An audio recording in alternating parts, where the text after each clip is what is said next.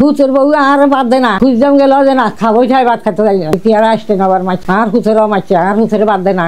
আমার কোপ যদি আর একটু নিচে যেত তা আমি ওই সাথে সাথেই মারা যেতাম। চাষি বেলচা দিয়ে আমার ছোট ভাইয়ের মাথার ভিতরে আঘাত করছে, পিঠে আঘাত করছে, মুখে আঘাত করছে। মাসেলের অত্যাচারের কারণে আমি মানসিক সমস্যা ভেঙে পড়েছি।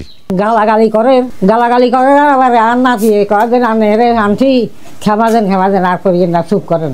এবার আর না থেকে কত টানি নিয়ে হালাই চাবি ধরে হিটবা শুরু হয়েছে যা দিয়ে এই ব্যবসা দি মশলা মাখানি ব্যবসা মশলা আছে নিয়ে নে আমি গেছি আর নাচিরে আমি বেলায় দাঁড়িয়ে কোবাসে নাচিরে দাঁড়িয়ে কোবাসে রক্ত যাচ্ছে চিরে এবার ব্যাগ সিলিন্ডার মরে গেছে করি এবার যাই কি গেছি হিয়ানে আরে খেতে চাইতাম আবার আরে কি কজন বউয়ে মশলাতে হালাই উঠ করি আর গিরা জমা ভাঙ্গিলা চাবি দিচ্ছে আর এই বিচার করবেন আর সরকারের কাছে বিশ্বাস চাই। আমার কোপ যদি আর একটু নিচে যেত তা আমি ওই সাথে সাথেই মারা যেতাম। ডাক্তার বলছে 0% থেকে আমি বেঁচে আসছি। তো আমাদের মামলা হয়েছে ওখানে থানাতে, মামলাতে আমার চাচিকেও ধরছে, চাচতো ভাইকেও ধরছে, কিন্তু চাচি কিভাবে জামিন পেয়ে আর কি ছুটে আসতো। আমি চাই যে দনজন যাতে সুষ্ঠু বিচারটা হোক। আমরা বাড়িতে আসছিলাম মূলত আমাদের একটা প্রোগ্রাম ছিল, ওই প্রোগ্রামের জন্য। কিন্তু আমরা আইসা অনেক কিছু শুনছি, আমার চাচারে খাবার দেন, আমার দাদিরে খাবার দেন। যেদিন ঘটনাটা ঘটছে ওই দিন আপনার লাইট ফ্যান নিয়ে যাবে, আপনি নিয়ে যান, কিন্তু এখন না আমরা কাজটা শেষ করে নি। ডাক দেওয়ার কারণে উনি উত্তেজিত হয়েছে। আমি আর কোনো কথা বলিনি, আমি ভিতরে চলে গেছি। আমার চাচতো ভাই কোনো কথা নাই কিছু নাই, এসে দা দিয়ে কোপ দিচ্ছে, মহিলা চিৎকার দিচ্ছে মতো।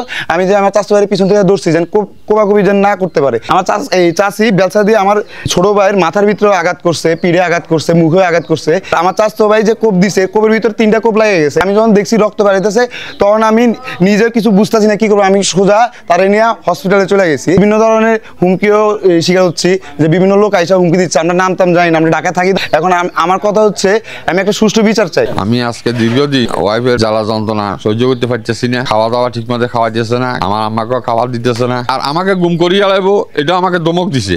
তাই কেস উঠানোর জন্য কেস করছে। বাতি যায়, আমি কিভাবে কেস উঠাবো? আমাদের জন্য এতগুলো তাবিজ পাওয়া গেছে, তাবিজ করতে করতে আমার অবস্থা খারাপ। মাসেলের অত্যাচারের কারণে আমি মানসিক সমস্যা ভেঙে পড়েছি।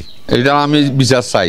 চিল্লির আওয়াজ শুনি আমরা আসছি, সবাই আসি, দেখতেছি যে ইমনের আম্মায় আমির হোসেনের ধরে রাখছে। ইমনে মাথার মধ্যে কোপ দিছে, মাথার এখানে একটা কোপ দিছে, কানের এখানে আর একটা কোপ দিছে। রক্ত দেখিয়ে আমি আর শরীফে দুজনের ধরে হসপিটালে নেওয়ার জন্য করছি। ওরা মাই ছেলে ইমন এবং ইমনের মায় মারধর করছে এবং মারিয়া একবারে খুন করিয়া লাইছে। এখন আমি সহ্য করতে পারতেছি না। আমার বাইরেও তাবিজ তোমার করিয়া অনেক দিন ধরে নির্যাতন করতেছে। এখন আমরা আইনের কাছে সুস্থ বিচার চাই।